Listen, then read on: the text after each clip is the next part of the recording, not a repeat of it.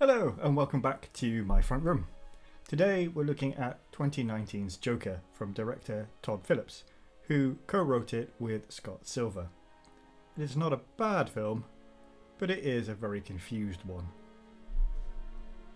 Following the relative underperformance of Justice League in 2017, Warner Brothers decided to move away from exclusively focusing on a shared film universe for its DC properties, electing to take a chance on producing a relatively small budget character study as a side project that wasn't connected to its other films. A character study focused on one of the most notorious villains in comics history, the Joker. Phillips had already pitched the idea back in 2016 off the back of his film War Dogs, which had seen him move into darker territory in a career that had so far been focused on comedies, including Road Trip, Old School and the Hangover series. As Phillips worked on the script with Silver, doubt over the project was eased when Martin Scorsese signed on to co-produce, and already a clear line was being drawn to Scorsese's own looks at troubled characters, although in the end Scorsese would step back from the film as his work on The Irishman intensified. Joaquin Phoenix signed on for the lead role, and the project was greenlit by the studio to proceed. Upon its release, the film performed beyond expectation, taking $335 million at the US box office, on its way to becoming the highest grossing film of the year. It was a certified hit. Critical responses mostly agreed that Phoenix's central performance was excellent. However, outside of that, responses were more divided, for each review calling the film a gloriously daring and explosive.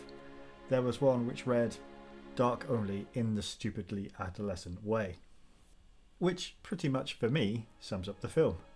Phoenix is the bright star at its heart, the force pushing it forward, but everything else in the film is much harder to put a finger on, which is why it feels like a film that presents itself as one with very important things to say about many things, but actually is not sure what it wants to say about anything at all. It is full of sort of contradictions, fuzzy thinking, narrative devices that are half-heartedly deployed, and themes that are raised and abandoned. One of the main areas where the film struggles to establish a clear message is around the central figure of Arthur. Are we supposed to sympathise with him, or be put off by him? Does the film want us to be on his side or not? It certainly seems initially that the film wants us to at least feel for him. I mean, look at the number of characters that appear to interact with Arthur with unneeded aggression, such as the woman on the bus. In this opening third of the film, Arthur is portrayed as downtrodden. He loses a low-paying job, gets mugged, he has mental health issues, a psychiatrist / social worker who seemingly doesn't listen to him, is looking after his mother who herself has some mental health issues. This is very much a character who we are asked to empathise with. Then, in one of the film's crucial moments, Arthur snaps as he is harassed by drunks on a train. The pressure on him has become too much and he lashes out violently. However, even now, things become muddled. In the initial flashpoint, Arthur shoots dead 2 men. A third flees, who Arthur coldly pursues and guns down. This third killing is no longer an instinctive lashing out, it's a calculated decision. It feels like a turning point. It feels like this should be the moment that Arthur truly becomes a villain. But the score in the following scene of Arthur's reaction to events works to present this moment to the audience as a moment of triumph, something to be celebrated.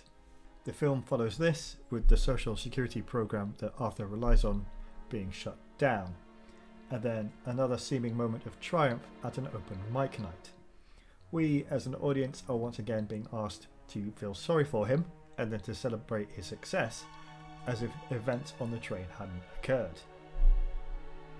As things continue, Arthur commits a number of murders, each victim someone Arthur perceives to have wronged him in some way. These are selfish murders with no higher cause. It is even implied that Arthur has, at the very least, hurt his neighbour for simply not being who he imagined her to be. All the time, we see Arthur increasingly revelling in the notoriety he has amassed, finally dancing for a cheering crowd minutes after committing murder on live television. It's this moment in the final act that really confuses what we're supposed to take away from the portrait of Arthur. The film itself presenting an audience reaction to Arthur, one of a crowd lionising him for murder, as a figure for an undefined moment. A supposed origin story of a famous villain gives us a character cheered to the rafters by the public. Compare this to Travis Bickle in Taxi Driver, a very similar character in a film with a very similar proposition. Travis is a character we are made to feel uncomfortable watching. He's never someone we as an audience truly connect with. He's a man who takes a woman on a date to a porn film without understanding why that's not acceptable. In fact, there's a fantastic sequence where Travis calls Betsy on the phone, and as the conversation occurs, the camera moves away down an empty corridor. The interaction is so uncomfortable that the film itself can't bear to look. And in the end, when Travis snaps, the people he attacks are a man robbing a convenience store, two criminals running a brothel, and a man after sex with the underage Iris at that brothel, Iris being a girl that Travis has befriended. And immediately after the violence ends, a severely wounded Travis attempts suicide, with the implication that the happy coda to the film is not real but one played out in Travis's mind. In Taxi Driver, we are shown Travis's life, and whilst we are given ways to understand him, he is never portrayed as heroic, as someone to aspire to be. We can sympathise him to some extent, but we are not asked to be on his side. He is an individual who makes us uncomfortable. Joker, however, presents Arthur much differently, even though in the end, Arthur is much more self-serving than Travis ever is. Frequently, Arthur's moments of triumph are presented to the audience just as that, moments of elation. It is notable mostly in the score. For example, the pounding beats of rock and roll as he dances on the steps shortly after murdering his co-worker. In these moments, the film seems to be very much on his side, rather than sounding a warning of what he is becoming. There are plenty of other contradictions in Arthur as well. For example, he says he is not interested in the movement that he has inadvertently started by killing the three drunk men on the train, yet he also pontificates about the system and the injustice he perceives in the world when he appears on the chat show. Also, he takes time to seemingly vocalise the director's own gripes about changing attitudes around what is acceptable in comedy. Todd Phillips brought this topic up quite a few times in interviews in the pre-release press for the film, lamenting that he wouldn't be allowed to make The Hangover today. It just doesn't feel like something Arthur would have a concern about. There is no build-up to it at all in the film. At this point, the character literally does seem to be just vocalising the director's own grievances. We have an element in play in the film, that of Arthur being an unreliable narrator. We discover the relationship with his neighbour has occurred in his head. This is a potentially fascinating approach. However, the film's use of it is inconsistent. A couple of moments are telegraphed as being imagined by Arthur, such as his appearance on his favourite chat show in the opening minutes, but other aspects, like his relationship with his neighbour, are presented as truthful until we get the revelation that they're not, as we move into the final third of the film. So, as an audience, we take everything before that as fact. Now, in a film such as this, a lot of what we as the audience make of the central character is based upon the reactions to them by the characters around them. If these reactions are then shown to be unreliable in hindsight late in the film, it calls into question all of these interactions that we have witnessed. So, was Arthur's support worker as disinterested in him as it appears? Or was that just his version of events, for example? If the unreliable narrator concept was introduced at an earlier stage or in a clearer form, or perhaps hinted at more consistently, there is one Fight Club style hint in the film, it would work much better, allowing the audience to question what is real and what is imagined by Arthur throughout. All this is mixed together with Arthur displaying aspects that are very relatable as elements of depression, particularly in earlier sections of the film. But in a world where understanding and acknowledgement of mental illness and depression is increasing, it seems odd to have a film which starts out presenting its central character with a realistic depiction of depression, only for that to change into a much more theatrical, unrealistic depiction of mental illness. The film doesn't commit to a cause for this decline. It tells us that Arthur's support from social services is cut, but it also suggests to us that he has stopped taking his medication of his own accord. We are also told that he was abused as a child, as another possible explanation for his state of mind. But the film refuses to commit to any one of these things being an underlying main cause. In the lead up to the final act of the film, it does begin to present Arthur as a darker, harder, meaner figure. But this is undermined by the closing moments, as Arthur is rescued by rioters and treated with adulation and reverence as he presents himself to the crowd.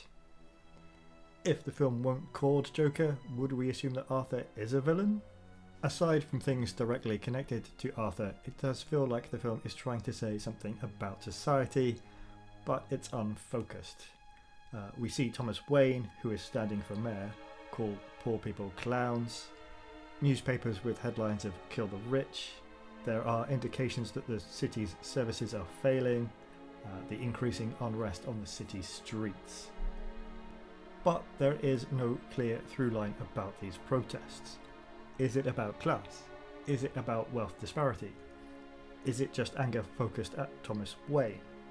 The film doesn't spend enough time on it to clarify, and often muddies the waters when we do see things around it, such as at one stage the crowds heading to the protests begin to fight amongst themselves.